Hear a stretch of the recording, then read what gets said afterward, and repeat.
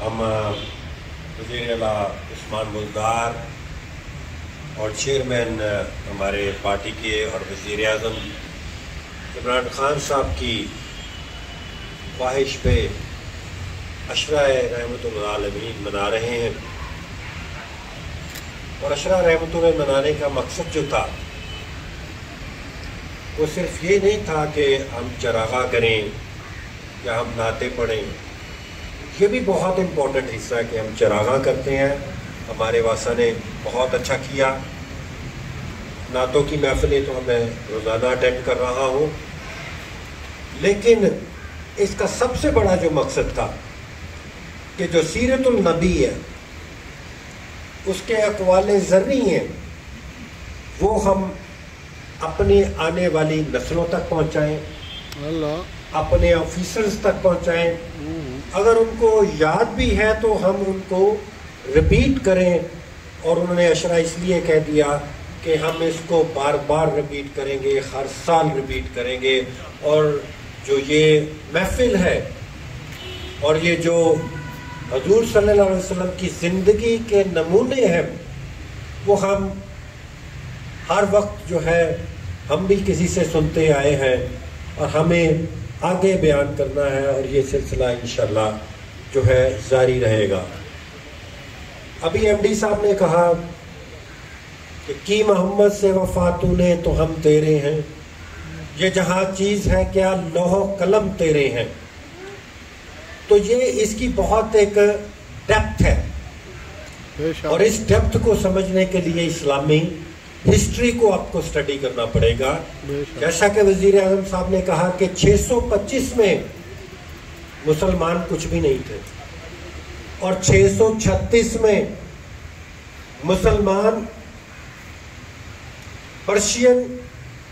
اور Roman umpire پہ قبضہ کر چکے تھے، اور وہ آدھی سے زیادہ دنیا کے مالک تھے۔ تو یہ 11 سالوں میں کیا ہوا، اس کو سٹڈی کرنا ضروری ہے۔ جو میری ناقص رائے میں، جو میں نے تھوڑی سی سٹڈی کی، کیونکہ جب ہم اکثر رمضان آتا ہے تو پھر ہم ذرا بہتر مسلمان ہو جاتے ہیں، روزہ بھی رکھنا شروع کر لیتے ہیں، اور پھر کوشش کرتے ہیں کہ اسلامی کتابیں بھی پڑھ لیں، قرآن مجید کا ترجمہ بھی پڑھ لیں۔ تو میری ایک ناقص رائے میں کہ محمد سے وفا کیا ہے؟ محمد سے وفا ہے کہ ان کے اسوائے حسنہ سے جڑ جاؤ، ان کے اسوائے حسنہ پہ عمل کرو، جیسا کہ واسا نے آج ان کے 2 اسوائے حسنہ پکڑے ہیں، ایک خدمت، ایک عبادت ہے۔ اب سب آفیسر یہاں پہ بیٹھے ہیں، سب کو تنخواہیں ملتی ہیں، ہاؤس رینٹ ملتا ہے، کنوینس الاؤنس ملتا ہے، اوور ٹائم ملتا ہے، اور آپ اس کی وجہ سے کہتے ہیں کہ یہ میری ڈیوٹی ہے کہ کام میں کرتا ہوں۔ اسی چیز کو آپ یہ لے جائیں کہ رسول اللہ صلی اللہ علیہ وسلم نے فرمایا کہ خدمت میں عبادت ہے، تو جب آپ ایک عوام کی خدمت کر رہے ہوں گے تو تب تک آپ تو تنخواہ بھی مل رہی ہوگی اور آپ کی عبادت بھی ہو رہی ہوگی، اور اس عبادت کا اجر جو ہے وہ آپ کے تصورات سے بھی زیادہ ہے۔ اس کی آپ کو دنیا میں بھی اور آخرت میں بھی اجر ملے گا۔ دنیا میں اجر میں نے دیکھا ہے کہ جو لوگ خدمت سمجھ کے عبادت کرتے ہیں، میں نے دیکھا ان کے بچے بڑے بڑے عہدوں پہ فائز ہو جاتے ہیں، جا کے ان کی تعلیمات جو ہے وہ بیرون ملک سے پڑھنے جا رہے ہیں، اور وہ ایک اس ملک کا سرمایہ بھی بنتے ہیں اور اس بندے کا بھی سرمایہ بنتے ہیں۔ اور جو میں نے دیکھا کہ جو صرف اور صرف کام اس لیے کر رہے ہیں کہ تنخواہ، اور اس کو بھی حلال نہیں کر رہے، تو ان کے بچے کسی نہ کسی دن جب وہ بوڑھے ہو جاتے ہیں تو ان کو گھروں سے نکال دیتے ہیں۔ تو آپ 625 سے 636 تک آپ دیکھیں کہ جس نے اسوائے حسنہ پہ عمل کیا وہ ابو بکر صدیق رضی اللہ تعالی عنہ بنا، کیونکہ ان کی رحلت کے بعد کئی لوگوں نے نبوت کے دعوے کر دیے تو انہوں نے ایک بندہ نہیں چھوڑا جس نے نبوت کا دعویٰ کیا، اور انہی کی جو قیادت میں جو دنیا کی مسلمانوں کا ایک مدینہ سے آگے ایک تسلسل سا وہ اجاگر ہوا، اور انہوں نے کئی علاقے فتح کر لیے۔ جو اسوائے حسنہ پہ، سیرت النبی پہ عمل کرتا ہے وہ حضرت عمر رضی اللہ تعالیٰ عنہ کے نام سے پیدا ہوتا ہے، نام سے بنتا ہے، جو کہ 2 رشین امپائر، پرشین اور رومن امپائر کو فتح کر دیتا ہے، اور لاکھوں میل کا رقبہ جو ہے کچھ جنگ سے اور زیادہ تر اپنے عمل سے جو ہے وہ فتح کر لیتا ہے۔ جو اسوائے حسنہ پہ عمل کرتا ہے وہ عثمان غنی رضی اللہ تعالیٰ عنہ بن کر پیدا ہوتا ہے، رضی اللہ تعالیٰ عنہ بن کے بنتا ہے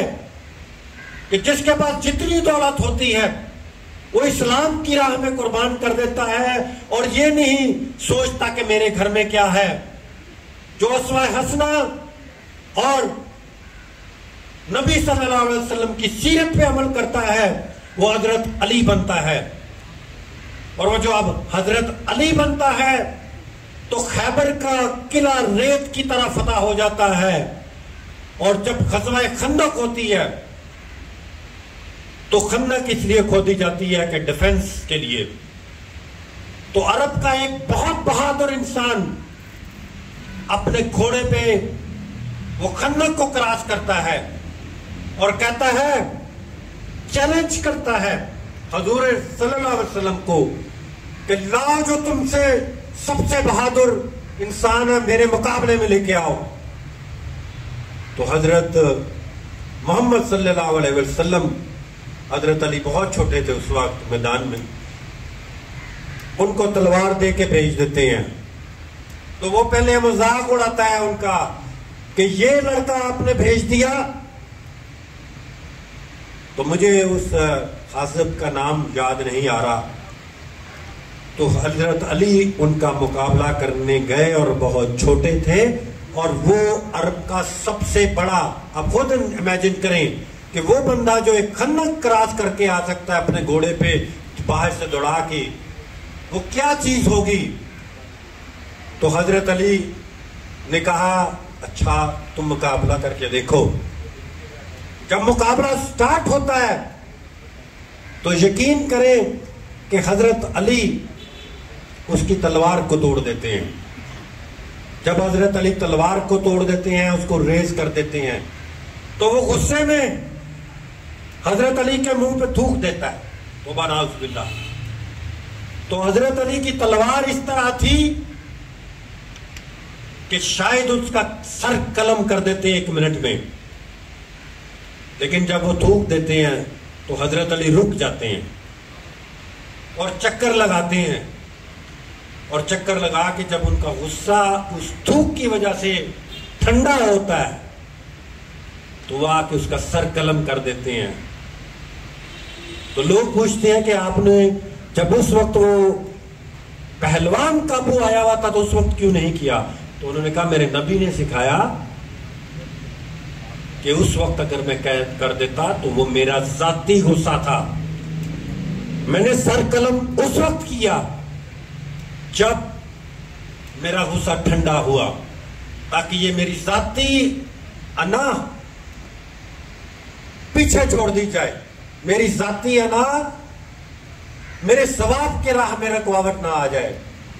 تو اسوہ حسنہ پہ جس نے عمل کیا وہ بلال حبشی بنا، اسوہ حسنہ پہ جس نے عمل کیا وہ خالد بن ولید بنا، اور خالد بن ولید آج تک کوئی جنگ نہیں ہارا، اس کو اللہ کی تلوار کا لقب ملا۔ اسوہ حسنہ پہ جس نے عمل کیا وہ امام حسن اور امام حسین پیدا ہوا، وہ امام حسین بنا جس نے اپنے آگے لگی ہوئی ایک فوج کے آگے سر جھکانے سے انکار کر دیا اور اپنا سر کٹا کے آج تک اسلام کا نام زندہ رکھا. جو اس نے اسوائے حسنہ پہ عمل کیا وہ حضرت حمزہ پیدا ہوا. جس نے اسمائے حسنہ پہ عمل کیا، سیرت النبی پہ عمل کیا، 313 صحابہ پیدا ہوئے. غزوہ بدر کی جنگ میں انہوں نے ہزاروں کی تعداد میں جو کفار تھے ان کی دوڑیں لگوا دیں. جس نے اسوائے حسنہ پہ عمل کیا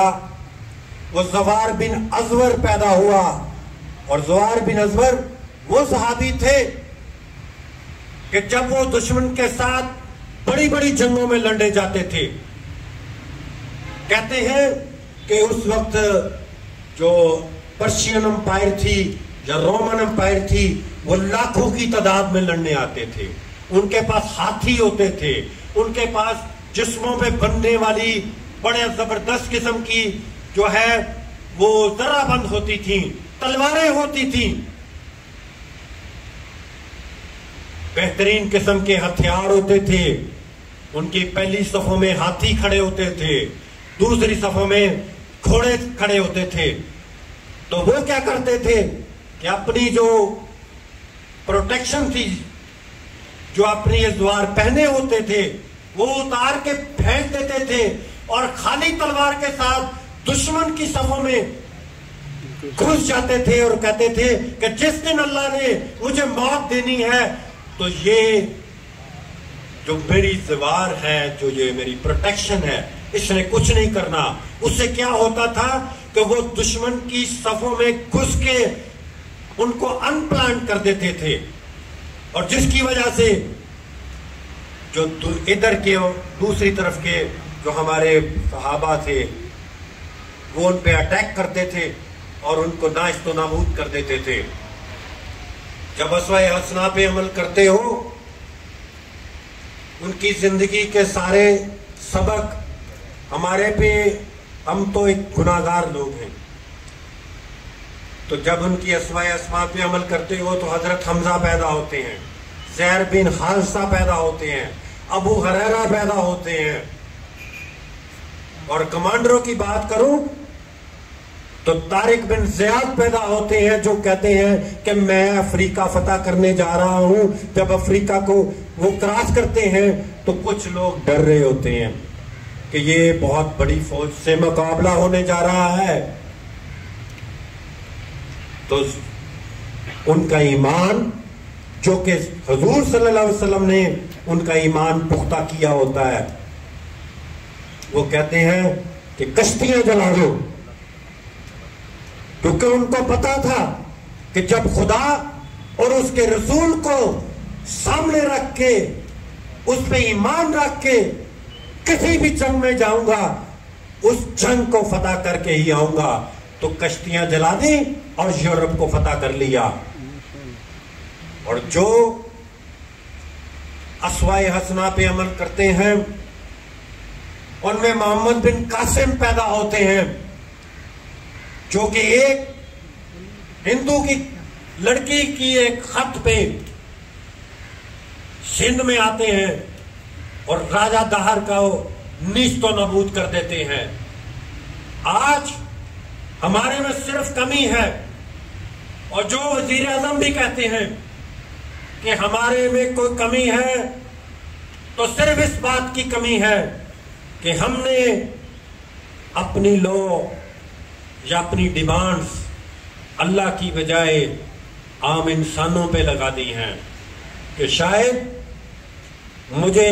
ان کی میں خدمت کروں، یا میں وی سی صاحب کی خدمت کروں، یا وزیر اعلیٰ کی خدمت کروں، یا وزیر اعظم کی خدمت کروں تو شاید میں کچھ بن جاؤں. میں آپ کو یقین سے کہتا ہوں کہ صرف مانگو، اور نبی صلی اللہ علیہ وسلم نے کہا ہے، اور بہت سی مثالیں ہیں کہ جب جب انہوں نے اللہ سے مانگا تب تک عطا کیا، اور وہ عطا کیا جو نہیں بھی مانگا تھا. اور میری آخر میں درخواست ہے آپ لوگوں سے کہ یہ جو آج ہم نے شروع کیا ہے، کہ خدمت میں عبادت ہے. ہمارے یہاں پہ ڈائریکٹر حضرات بیٹھے ہیں, ایم ڈی حضرات, ڈی ایم ڈی حضرات, ہمارے امپلائیز یہاں پہ بیٹھے ہیں کہ آج ہم یہاں سے یہ عہد کر کے اٹھیں کہ تنخواہ ملے نہ ملے, کیونکہ وہ تو ملنی ہے, لیکن اگر کوئی عوام کوئی کمپلین میرے پاس, میرے ٹیلی فون پہ, میرے ڈیسک ٹاپ پہ, میرے ڈیش بورڈ پہ آئے گی تو میں اس نیت سے کروں گا کہ یہ میں اللہ اور اللہ کے رسول کی رضا کے لیے کر رہا ہوں, کیونکہ اس نے کہا ہے خدمت میں عبادت ہے. تو آپ یقین کریں کہ آپ کے گھر سے بیماری بھی دور ہو جائے گی, آپ کے بچے بھی اچھی جگہوں پہ چلے جائیں گے, آپ کی زندگی سکون میں آ جائے گی, آپ کا ڈپریشن ختم ہو جائے گا. تو میں آخر میں, کیونکہ میں کوئی عالم تو نہیں ہوں, ابھی تو بہت سی باتیں ہیں جو نبی صلی اللہ علیہ وسلم کی تعریف میں بیان کی جا سکتی ہیں, لیکن ہم صرف اپنے حد تک رہیں, باقی آپ گھر جا کے پڑھیں, کیونکہ یہ واسا کا فنکشن ہے. تو 2 چیزیں آج ہم نے لانچ کی ہیں.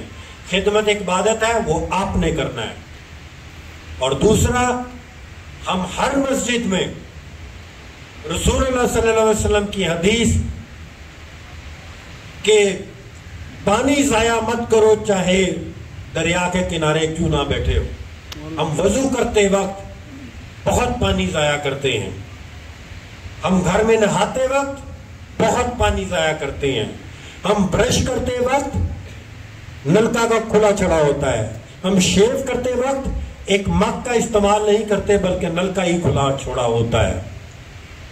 تو ہم آج سے یہ عادات اپنے اندر پیدا کریں اور پھر اس کو تبلیغ کے طور پہ سب کو بتائیں. اور یہ جو ہم فلیکس لگا رہے ہیں, جہاں جہاں وضو کا اویلیبل ہے آپ ہمیں بتائیں, ہم آپ کو وہ فلیکس مہیا کریں گے, آپ وہاں پہ لگائیں